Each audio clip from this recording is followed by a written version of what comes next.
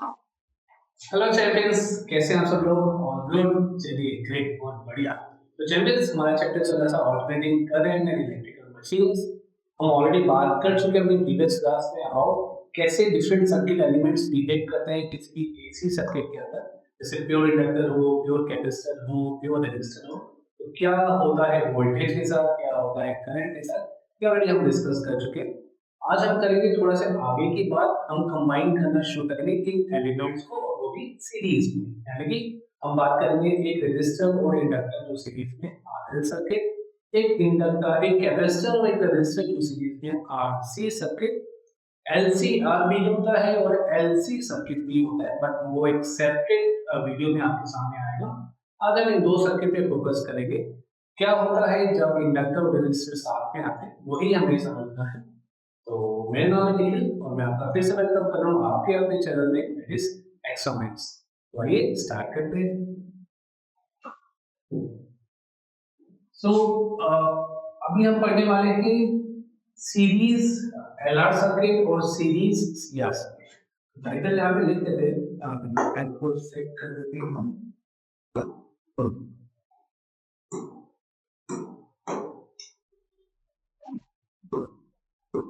Series AC circuit.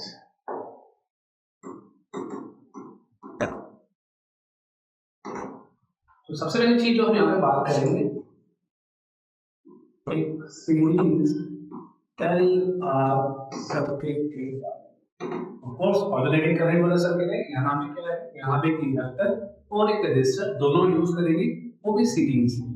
पहले diagram बना देते हैं और इसका एनालिसिस हम करने वाले हैं with the help of again our phasor diagrams. ठीक है, यहाँ पे हमारे पास एक इंडक्टर है और एक रेजिस्टर है जो कि सीरीज में कनेक्टेड है to a source of alternating current.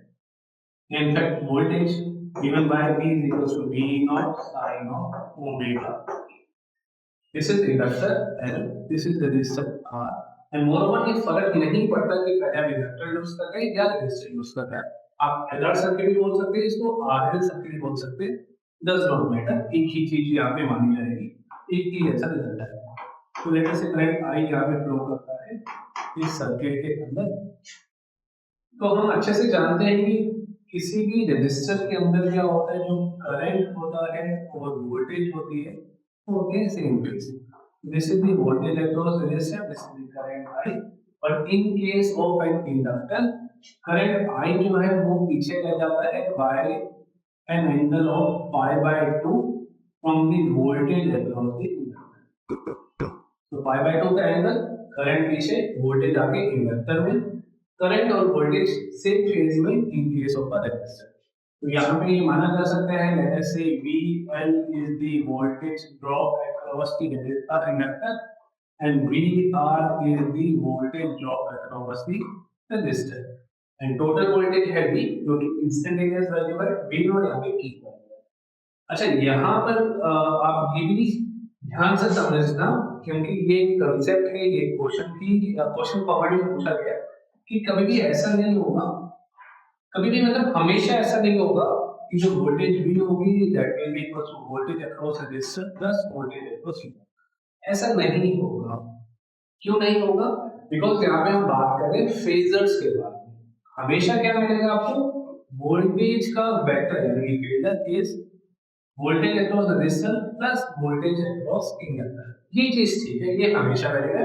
But magnitude दोनों का, यानी V R potential drop across resistor plus potential drop across inductor का sum is not equals to the net potential for this. कभी होगा, कभी नहीं होगा, हमेशा ऐसा नहीं हो सकता। बट वेक्टर फॉर्मेट में लिखेंगे तो हमेशा ऐसा होगा। अब इसी चीज को हम एक फेजर डायग्राम में कैसे समझे, वो हम यहाँ पर बना सकते हैं। सो सबसे पहले बात कर लेते हैं वोल्टेज अक्रॉस रेजिस्टर। अच्छा, यहाँ पे हमें क्या चीज दिखती है, यहाँ पे हमें सिर्फ एक चीज दिखती है, सीरीज। और सीरीज में क्या होता है, हमेशा करंट सेम रहता है। तो जितना करंट इंडक्टर से पास कर रहा है उतना ही सेम करंट रेजिस्टर से भी पास करेगा या कर रहा है। तो एक बार बना लेते हैं। अच्छा, वो कलर स्कीम आपको याद होगी जो फॉलो कर रहे थे, कुछ पिंक और येलो वाला है ना, एक बार उसी को वापस ले आते हैं। सो लेट अस से This is the voltage across the resistor VR vector, and this is the current across the resistor. अब इस करंट I से पाई बाय 2 एंगल हमें आगे रखना है, तो थोड़ा सा एक और कलर को इंट्रोड्यूस करना है यहाँ पे.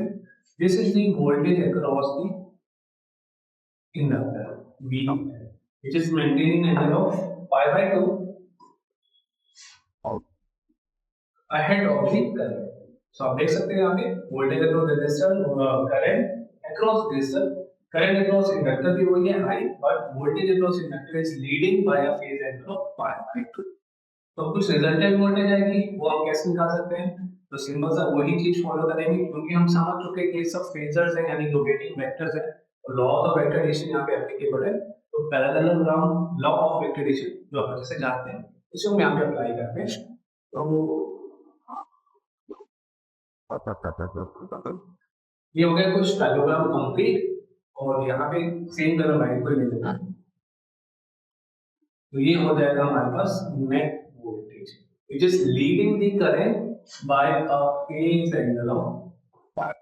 ये एंगल कितना था? ये एंगल ऑलरेडी ओमेगा पी था. यहाँ पे क्या है? इंडक्टर के इंट्रोड्यूस होने की वजह से सर्किट के अंदर वोल्टेज जो आएगी ओवरऑल वो लीड करेगी करंट को by a phase angle of phi. Pi by 2 जितना लीड नहीं कर पाएगी, बिकॉज़ पाई बाय 2 जब लीड करेगी तो प्योर इंडक्टिव सर्किट था. अभी सर्किट कैसा है जिसमें दो मेंबर्स प्रेजेंट है. रेजिस्टर कोशिश कर रहा है कि करंट और वोल्टेज को सेम रखे, इंडक्टर कोशिश कर रहा है कि नहीं वोल्टेज को हमेशा करंट से आगे रखे. अब दोनों कितना आगे रखे? पाई बाय 2 आगे रखे. तो दोनों ही नहीं जीत पा रहे, तो एक बीच का रास्ता निकालना पड़ेगा. बीच का रास्ता ये निकलता है कि ठीक है चलो वोल्टेज पाई बाय 2 आगे नहीं रहेगी बट फाई एंगल आगे रहेगी करंट से. तो ऐसा हमारे पास जो सर्किट बन जाता है वो सर्किट है RL सर्किट. यहाँ पे ऑफ कोर्स टाइप करेंगे. यहाँ पे हमें दिखता है कि जो नेट वोल्टेज है, तो जो नेट वोल्टेज है V vector this is equals to VR vector plus VL. But हमारे पास जो फॉर्मूला होता है उसमें हम मैग्नीट्यूड का यूज करते हैं.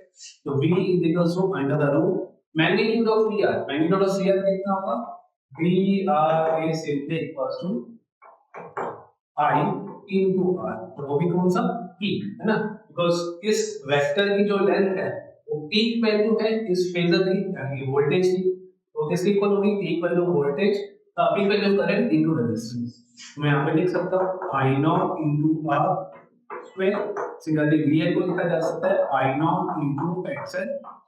XL क्या चीज होती है वो आप अच्छे से जानते हैं. XL is known as inductive reactance की हम प्रीवियस क्लास में ऑलरेडी डिस्कस कर चुके हैं काफी अच्छे. यहाँ पे एक बार V को लिख लेते हैं I0 into X. So this V is simply equals to under the root. अगर हम I0 स्क्वायर यहाँ पे कॉमन लेते हैं हमारे पास बचता है R square plus XL square. And this voltage V, अब ये voltage V वोल्टेज को हम लिख सकते हैं I0 into Z is equals to R square plus XL square all multiplied by I0. I0 square था उसे बाहर ले लेते हैं तो उसे I0 बच जाएगा. तो ये I0 gets cancel. आपको एक चीज दिख रही है Z. Z यहाँ पर होता है impedance of the circuit. तो Z डिनोट कर रहा है इस सर्किट का ओवरऑल रेजिस्टेंस. एक बार इसको नेक्स्ट स्टेज में लिख लेते हैं. So impedance Z, impedance Z is equals to under the root R square plus XL. तो रेजिस्टेंस तो बढ़ेगा क्योंकि आपने नया एक मेंबर ऐड करा है रेजिस्टर के साथ. इंडक्टर को भी आप लेकर आए सीरीज में, तो इंडक्टर भी अपना रेजिस्टेंस लेकर आएगा which is meant for alternating current जो कि XL होता है. तो डायरेक्टली यहां पे ऐड हो जाएगा. तो that is known as impedance. Of course इसकी यूनिट भी क्या रहेगी? अब हमें दिखा था कि करंट तो पीछे रह गया, वोल्टेज आ गया है ना. तो वोल्टेज का एक्सप्रेशन हमारे पास बन जाएगा V = V0 sin of omega t plus phi. अगर current I = I0 sin omega t. तो यहाँ नहीं कि यहाँ पे भी क्या होगा वोल्टेज लीड करेगी, but this time the voltage will lead by a phase angle of phi. तो फाई को ही हम यहाँ पे क्या बोलते हैं? Phase difference. तो ये भी हम पता लगा सकते हैं। कैसे पता लगा ली? उसके लिए वापस अगर हम इस फिगर में जाएं तो हमें एक ट्राइंगल जैसा दिखाई दे रहा है ना। अगर मैं इस ट्राइंगल की बात करूं, नाम रख सकते हैं ओ ए बी। आप देख पा रहे हो ट्राइंगल ओ ए बी को, यहाँ पे फाई एंगल है, so tan phi is equals to this thing is equals to bl divided by this thing which is equals to br। तो ये चीज हम यहाँ पे यूज कर लेते हैं, ये एक काम करते हैं ट्राइंगल बना ही लेते हैं। दिस एंगल इज फाई, ये है बी आर, ये है आपके पास बी एल, ये हो गया प्लस नेट वोल्टेज। तो tan phi is equals to V L divided by V R magnitude. ठीक है, यहाँ पे हम सिर्फ मैग्नीट्यूड की बात करें, एक्चुअली वेक्टर से हमने डायग्राम निकाला है। तो tan phi को हम यहाँ पे लिख सकते हैं VL is simply equals to I naught into XL, VR is equals to I naught into R। This I naught gets cancelled, so tan phi is simply equals to XL by R। तो ये formula बन जाता है हमारे पास phi के। तो यहाँ से हम phi निकाल सकते हैं। phi क्या हो जाएगा? phi simply हो जाएगा tan inverse XL by R, बस XL by R। इसी ट्राइंगल को अगर मैं ऐसे रिप्रेजेंट करूं, फिर से वही राइट ट्राइंगल, ये एंगल फाई, वी है अगर आर, ये है अगर एक्स है, बिकॉज़ आई नॉट तो सामने आ रहा है, आई नॉट राइट को हटा सकते हैं। तो सिंपली जो हाइपोटेन्यूज बचेगा इस ट्राइंगल का, दैट शुड बी दैट। तो इस ट्राइंगल का एक नाम से ज्यादा है, इस ट्राइंगल को बोलते हैं इम्पीडेंस ट्रायंगल। इम्पीडेंस ट्रायंगल, यहाँ से भी आप फाई निकाल सकते हैं, और वहाँ पे मल्टीपल वेज है आपके पास फाई निकालने के। Not only tan y is xl by r, जो कि यहाँ पे लिखा। cos phi भी आप यूज कर सकते हैं, which is r by z, और sin phi भी आप यूज कर सकते हैं xl by z, depending upon आपके पास क्या डेटा अवेलेबल है। जब हम न्यूमेरिकल्स करेंगे तो आप देखेंगे कि कई बार हो सकता है कि आपको बस सिर्फ रेजिस्टेंस हो और इम्पीडेंस हो, पाई और वाट्स निकाल सकते हैं cos phi का यूज करके। सिर्फ इंडक्टेंस हो यानी कि xl दिया हो और z हो तो आप sin phi से निकाल सकते हैं। एक्सेल और आर दोनों है तो फिर आप tan phi का भी यूज कर सकते हैं, वो आपकी चॉइस रहेगी, वो आपका क्वेश्चन डिसाइड करेगा कि आप कैसे फाइंड आउट कर सकते हैं। ये सिंपल सी चीज यहाँ पे हमने देखा कि जैसे आप एक रेजिस्टर के साथ इंडक्टर को भी लेकर आते हैं तो इंडक्टर भी अपना इफेक्ट डालेगा उस सर्किट के अंदर और वोल्टेज को फाई एंगल से सिर्फ आगे कर पाएगा। पहले वो पाई बाय 2 एंगल से आगे कर रहा था, अभी सिर्फ फाई एंगल से आगे कर पाएगा। तो सिमिलरली इसी तरीके से हम देखते हैं एक आरसी सर्किट को, और उसमें जाने से पहले यहाँ पे वो सारी चीजें अपनी जो अभी तक आपने पढ़ी, जैसे हमने पढ़ा था कि आई आर एम एक्स, तो सिंपली क्या होगा V R M X divided by Z, और हमें निकालना है आई नॉट, तो क्या होगा V naught divided by Z and so. तो सब फॉर्मूलास हम अप्लाई कर सकते हैं, बस यहाँ पे जो नया रेजिस्टेंस बन गया है दोनों को मिला के इसको इम्पीडेंस कहते हैं, Z आना शुरू हो जाएगा। तो चलते हैं आगे, बात करते हैं अब AC circuit containing resistor and capacitor in series। In short में हम ये कह सकते हो series RC circuit, RC series में है ना। तो एक बार फिर से डायग्राम बना लेते हैं। तो ये है अपने पास एक रेजिस्टर, एक है कैपेसिटर, दोनों कनेक्टेड है एक ऑल्टरनेटिंग वोल्टेज के सोर्स से, कि आप लगाते हैं लगा सकते हैं current I R C, voltage drop across resistor, voltage drop across capacitor. ठीक है, अब होता क्या है करंट में रेजिस्टर में करंट और वोल्टेज साथ साथ है, but whereas in case of a capacitor current से वोल्टेज जो होती है वो पीछे चलती है bye phase angle of pi by 2, ये हम जानते हैं ना। करंट आई है इधर तो वोल्टेज पीछे हो जाएगी पाई बाय 2 एंगल से, और रेजिस्टर में वोल्टेज और करंट सेम है। अगेन इस चीज का हम एनालिसिस कर सकते हैं with the help of a phasor diagram. वो फेजर डायग्राम कैसा दिखेगा, वो फेजर डायग्राम में कुछ ऐसे बना सकते हैं। So say this will be voltage across resistor. तो अपने पास क्या होगा, वोल्टेज अक्रॉस कैपेसिटर जो होगा वो पीछे हो जाएगा करंट से। जो मैं करंट भी इधर ही बना देता हूँ, मैं यहाँ पे एक बार अलग लिखता हूँ। So this is current I. हमारे पास वोल्टेज की बात करते हैं अक्रॉस कैपेसिटर, वो हम कैसे दिखा सकते हैं। This technique will be on capacitor. आगे एक वेक्टर समय फिर से दिखने स्टार्ट हो गए। हम फिर से क्या कर सकते हैं, वही पैरेलल ड्रॉप वेक्टराइजेशन यूज कर सकते हैं और नेट वोल्टेज फाइंड आउट कर सकते हैं। तो नेट वोल्टेज की ऑर्डर पूरा रजिस्टर में जाते हैं।